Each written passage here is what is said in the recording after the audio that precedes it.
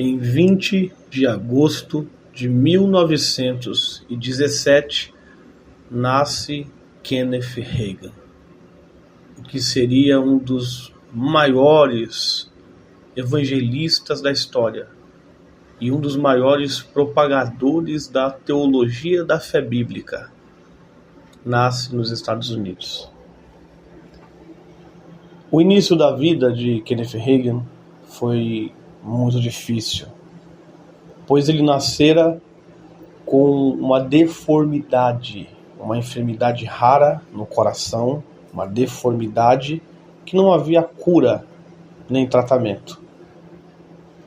Ainda muito cedo, Kenneth Hagin também foi acometido por leucemia, e a doença se agravou a tal modo que ele chega a relatar que o sangue dele se tornara laranja. Dado momento, o avanço da enfermidade fez com que Kenneth Hagin ficasse acamado. Ele não andava mais. Apenas o dia de Kenneth Hagin se limitava a acordar, fazer suas refeições e as suas medicações. E foram períodos muito difíceis e longos. Porém, certo dia, ao notar que Kenneth não podia fazer nenhuma outra atividade, ele decidiu então ler a palavra de Deus. Nesta época, Kenneth Hagin e sua família eram membros da Igreja Batista Tradicional dos Estados Unidos. Mas Kenneth conta depois, em suas ministrações, que ele não vivia uma vida de santidade, nem conhecia o poder do Espírito Santo. Mas neste momento, onde a enfermidade havia se agravado, e a única coisa que ele poderia fazer era ler a palavra de Deus, assim ele fez. Na medida em que Kenneth Hagin ia lendo a palavra de Deus, os versículos lhe saltavam ao coração e iam enchendo o que outrora era vazio em seu interior. Kenneth vivia uma fé vazia, momentânea, aparente. Mas quando ele se depara com os textos da palavra de Deus, ele relata que nesse período de enfermidade ele saltou ao coração Marcos capítulo 11, o Salmo 91, Isaías 53. E quanto mais ele estudava, mais o seu coração se enchia de fé. Dado momento, uma guerra começou. Parece que os olhos de Kenneth Hagin se abriu. Ele ouviu uma voz falando na mente dele que ele ia morrer, que não tem mais jeito. Não só essa voz, mas também os próprios médicos da época já haviam desenganado. Davam alguns paliativos e preparavam a família para a qualquer momento a morte de Kenneth. Até os seus pastores locais já não acreditavam mais na cura.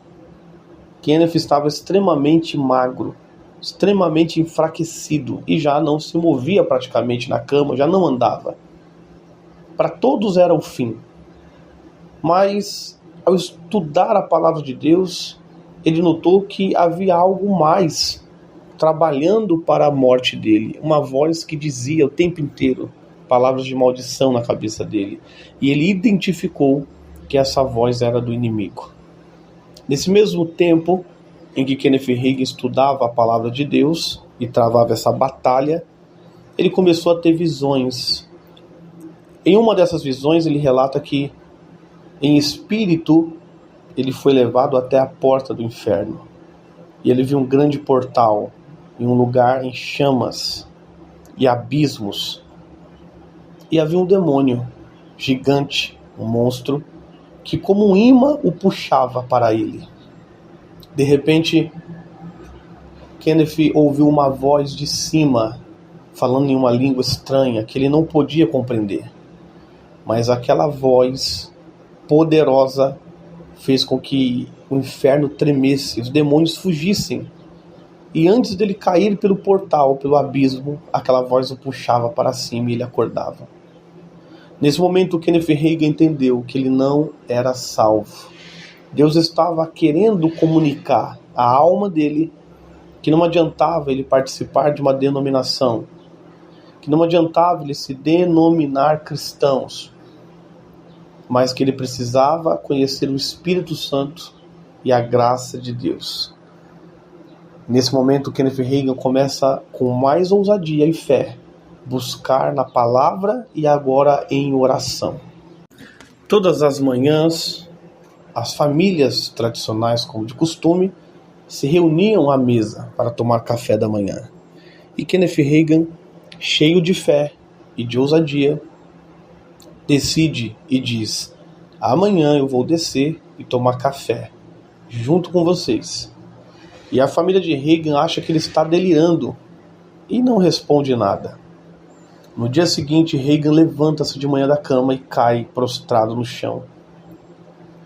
E começa ali uma batalha, porque Hagin, cheio de fé e munido da palavra de Deus, começa a declarar Marcos capítulo 11, Salmo 91, Isaías 53, e ele começa a dizer: o sangue de Jesus me purifica de todo pecado.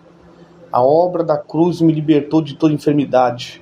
Pelas pisaduras do Senhor Jesus nós somos sarados. O castigo que nos traz a paz caiu sobre ele. E ele começa a orar em espírito. Ele relata que cerca de 2 horas durou esse embate. Ele no chão caído, orando em espírito, citando as palavras de Deus. E alguma coisa acontece. Ele é tocado. Aquela fraqueza, aquele peso, imediatamente desaparece quando ele é tocado pelo Espírito. Hagin se põe de pé, sentindo-se fortalecido totalmente. Embora seu corpo estava extremamente magro, olhos fundos, pele pálida, Hagin entende que ele está curado. Ele desce as escadas de sua casa e quando a sua família o vê, se assusta, achando ser uma assombração. E dizem: o que aconteceu? Kenneth Hagin diz: Jesus me curou.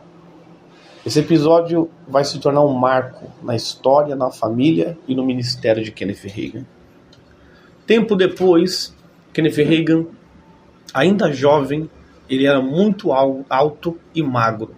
Sofria bullying, mas ele não deixava se levar, pois embora não tinha aparência, ele sabia que agora ele carregava o poder de Deus sobre a sua vida. Kenneth Hagin se filia às Assembleias de Deus, se torna um pregador pentecostal e depois se filia à Igreja do Evangelho Pleno, aonde ele começa a fazer cruzadas evangelísticas, propagar a teologia da fé, levar o seu testemunho e começa a crescer um ministério de poder, milagres e maravilhas.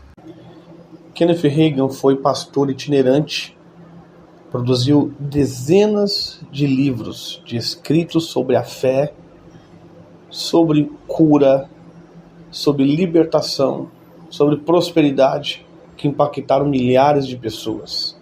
Kenneth Hagin, como itinerante, pregou em dezenas de nações, levando a cruzada da fé.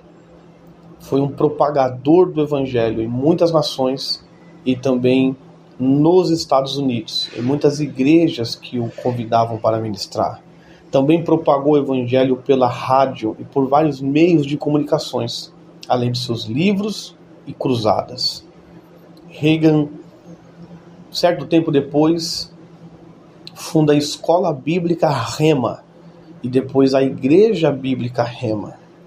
Kenneth Hagin tem um trabalho muito importante na evangelização e na estruturação da fé cristã. Ele é quem ajuda a sanar questões na igreja sobre ministérios e sobre dons espirituais. Ele é muito importante em sua época para trazer uma estruturação ministerial para igrejas e uma estruturação para ministros do evangelho, acerca do entendimento sobre dons espirituais e dons ministeriais. Kenneth Hagin é um general da fé, um homem cheio do Espírito Santo, cheio de testemunhos, o seu ministério de milagres, curas e libertações. Até hoje temos pregações que ficaram gravadas e vídeos de testemunhos que mostram quão grande foi o poder de Deus na vida de Kenneth Hagin. Kenneth Hagin também foi um grande pai da teologia da prosperidade, porém não esta defasada que vemos hoje.